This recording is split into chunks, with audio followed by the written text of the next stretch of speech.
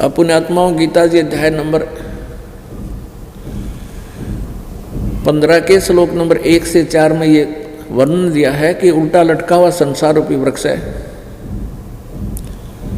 ऊपर को जड़ है, नीचे को तीनों गुण रूपी शाखा है, रजगुण ब्रह्मा, सतगुण विष्णु, तम गुण शिव जी। और जो संत इसको सब विभाग से ही बता देगा, कौन तना किसको कहते हैं, डार किसे कहते हैं, शाखा किसे कहते हैं, पत्ते क्या है, स वेदवित, वे वेद के तात्पर्य को जानने वाला है, वो तत्वदर्शी संत है। फिर उस तत्वदर्शी संत के मिलने के उपरांत, उससे ज्ञान समझने के पश्चात इस अज्ञान रूपी गुत्थी को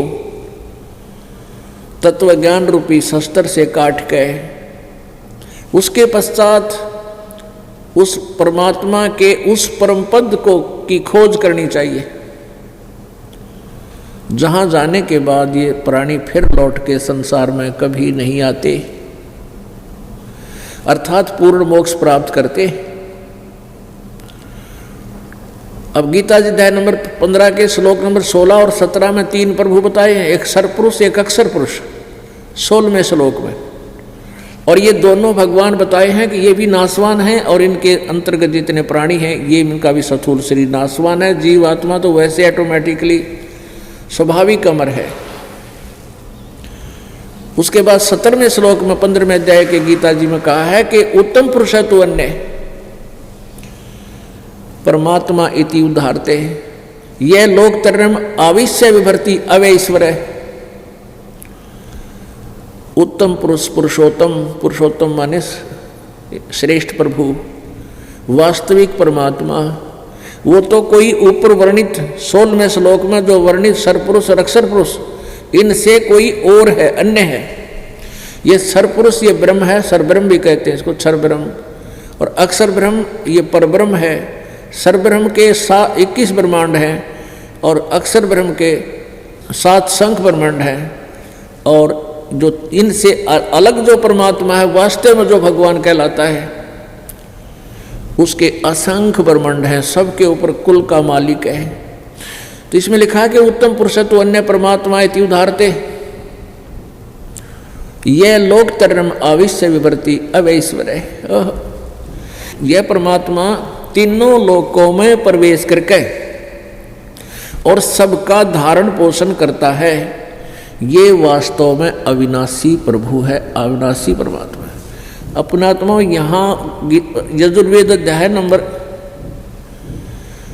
5 के श्लोक नंबर 1 में 2 बार इसी का प्रमाण है। अग्नि माने परमेश्वर, तनो माने शरीर, सह शरीर, असी माने है, वो परमेश्वर सह शरीर है। और विष्णुवे तवा सोमस्य तनोरसी, विष्णुवे माने सबका धारण पोषण करने के लिए भी वो परमात्मा अन्य शरीर रखता है।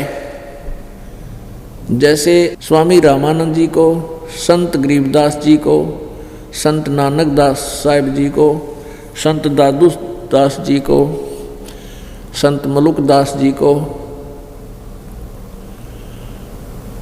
और संत गीसा दास जी को परमात्मा यहाँ से ले गए उनकी आत्मा को सचखंड में।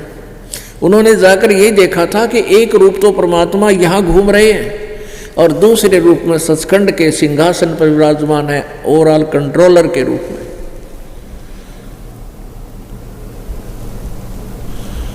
इसी प्रकार यजुर्वेद बता रहा है कि परमात्मा सह शरीर है और 2 रूपों में शरीर धारण है। एक तो अनंत कोट ब्रह्मांड के स्वामी रूप में वहाँ विराजमान रहता है और वही अन्य रूप धारण करके यहाँ पृथ्वी पर भी हमें सत भक्ति से ओत प्रोत करने के लिए आता है, हमारा धारण पोषण करता है। वही पर उसी परमात्मा की साधना से, उसी के विधान अनुसार सबको जैसा किया हुआ कर्म ये ब्रह्मा विष्णु महेश देते हैं, उसी का विधान बनाया हुआ है। और वो स्वयं जब यहाँ आ जाता है तो विशेष राहत देता है। तो इस प्रकार परमात्मा सह शरीर है, मानव सदृश्य है, वो साकार है। जिन महापुरुषों ने परमात्मा को पाया, साक्षात्कार किया, उन्होंने बताया कि गॉड इज मैन फॉर्म, परमात्मा मनुष्य जैसा है। और जितने भी आज तक हिंदू धर्म के किसी भी संत ऋषि महर्षि की थ्योरी देख लो उठा के, सिद्धांत, उनके अनुभव, वो कहते हैं परमात्मा निराकार है। मुसलमान धर्म से पूछ लीजिए, वो कहते हैं परमात्मा बेचून है, बेचून में निराकार है।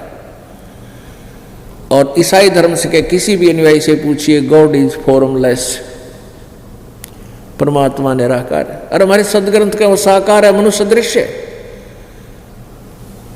पुण्यात्माओं,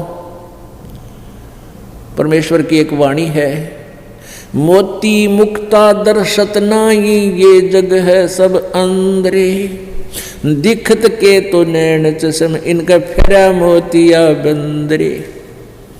सदग्रंथों को पढ़ते थे, सब अध्याय भी करते थे, ये नहीं समझ में आता ये सदग्रंथ हमें संदेश क्या दे रहे हैं।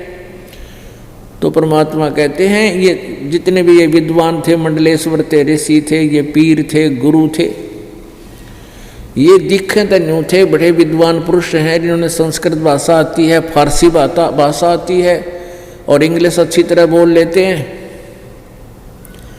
लेकिन इनका तत्व ज्ञान रूपी मोतियाबिंद हो रहा था, अज्ञान रूपी मोतियाबिंद हो रहा था, तत्व ज्ञान इनको दिखाई नहीं देता था। ये दिखे थे, आंखों वाले पर थे नपटंदे, ज्ञानहीन थे, ज्ञान नेत्रहीन थे। मोती मुक्ता दर्शत नाई, ये जग है सब अंदरे, और इनके दिखत के तो नैन चश्म, इनका फेरा मोतियाबिंद रे।